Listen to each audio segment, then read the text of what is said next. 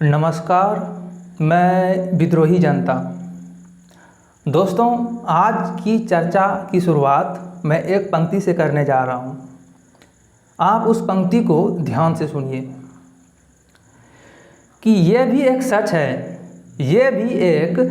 है कि सच अक्सर हार जाता है। ये भी एक सच है कि सच अक्सर हार जाता है। जी हाँ दोस्तों, आप सोच रहे होंगे कि मैं ये क्या बोल रहा हूँ। आपने अक्सर सुना होगा कि सच की जीत होती है, पर दोस्तों मैं ऐसा क्यों कह रहा हूँ इसके पीछे मैं आपको कहानी सुनाने जा रहा हूँ। आप कहानी सुनिए, उसके बाद आप खुद डिसाइड कीजिए, ये आपके ऊपर रहेगा।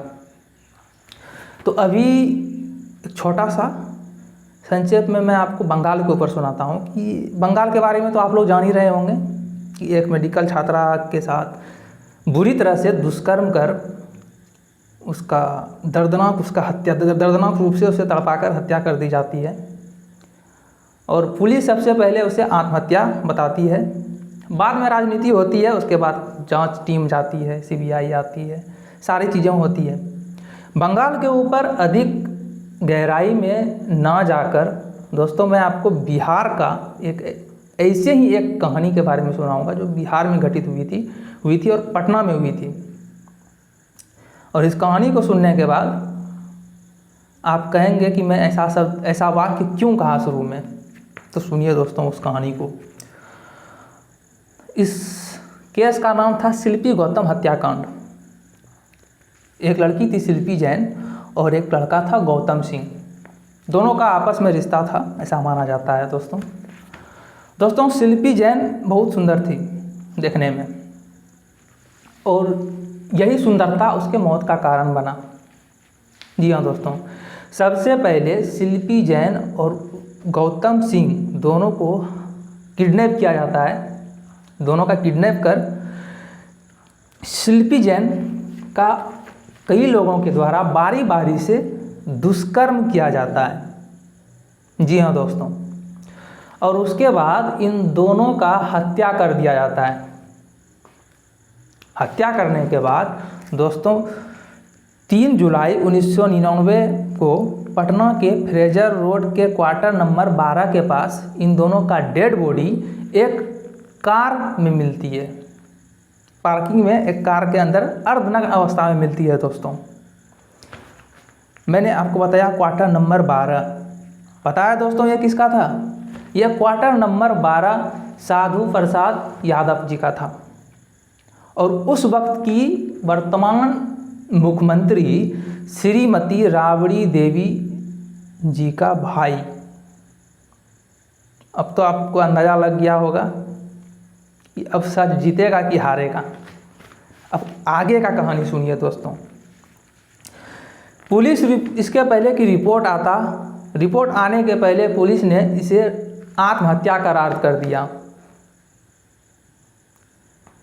काफ़ी हल्ला हुआ, जिस तरह आज बंगाल में हल्ला हो रहा है, देश स्तर पर काफ़ी हल्ला हुआ। दोस्तों केस को सीबीआई के ऊपर सौंप दिया गया। सीबीआई को केस दे दिया गया। लोगों को लगता है कि सीबीआई तो दूध की धुली हुई है, कि सीबीआई में चला गया अब तो भैया गया। ऐसा कुछ नहीं होता है। सीबीआई ने साधु यादव से सैंपल मांगा, डीएनए का सैंपल मांगा। जो लड़की के शरीर के अंदर जो तरल पदार्थ मिला था उससे डीएनए मैच करने के लिए सैंपल मांगा। साधु यादव ने सैंपल देने से मना कर दिया।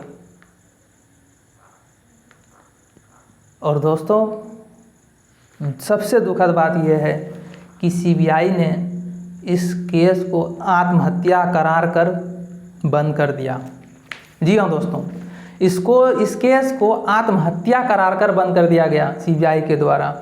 शायद सीबीआई भी बिक गई होगी या फिर बिहार में जो प्रेजेंट गवर्नमेंट थी आरजेडी उसके आगे मजबूर हो गई होगी। दोस्तों शिल्पी जैन और गौतम सिंह, इनके डेड बॉडी को प्रशासन अपने देख रेख के अंदर अंतिम संस्कार करवा दिया। यहाँ तक कि फैमिली को भी ज़्यादा परमिशन कुछ भी करने का नहीं दिया गया।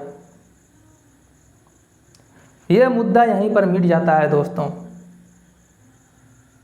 ठीक इसी प्रकार आज जो वेस्ट बंगाल में जिस प्रकार लड़की का रेप हुआ है और हत्या हुआ है,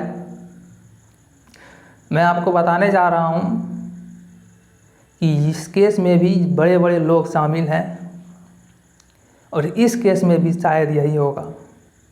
सीबीआई की टीम लास्ट में बोलेगी कि इस लड़की ने अपने से अपना आँख भांग लिया, अपने से अपना कलाई मुँह तोड़ लिया, अपने से अपना राग को चीर लिया, अपने से न जाने और क्या क्या कर लिया और यह केस आत्महत्या है।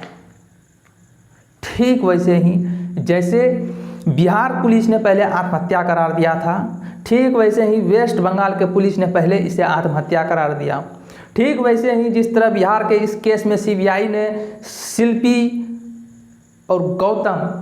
जैन और गौतम सिंह के केस को आत्महत्या करार करके बंद कर दिया गया, ठीक वैसे ही कोलकाता के भी केस में होगा दोस्तों, आप देखना। इसीलिए मैं कह रहा हूँ कि ये भी एक सच है कि सच अक्सर हार जाता है। दोस्तों, मैं अपने 29 वर्ष की उम्र में मैं जितना दुनिया को समझ पाया हूँ और अब तक जितना मैंने देखा, देखने से तो यही लगता है कि सच अक्सर हार जाता है। और कभी कभार अगर सच जीत जाती है तो फिर रामायण लिख दी जाती है कि देखो राम सच पर चला, जीत गया। दोस्तों, वो कभी कभार होता है। एक आध बार ही सीता हरण होने पर उसका पति राम जाकर वापस ले आता है, बाकी जितनी बार सीता हरण होती है सवाल नहीं उठता कि कोई राम रावण के चंगुल से सीता को बचाकर लेकर आ जाए।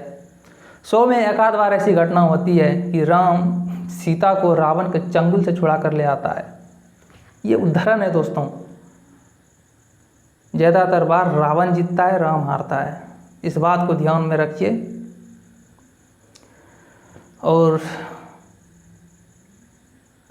जीवन में इस बात का हमेशा ध्यान रखिए कि किसी के साथ नाइंसाफ़ी ना करें, सच के राह पर चलें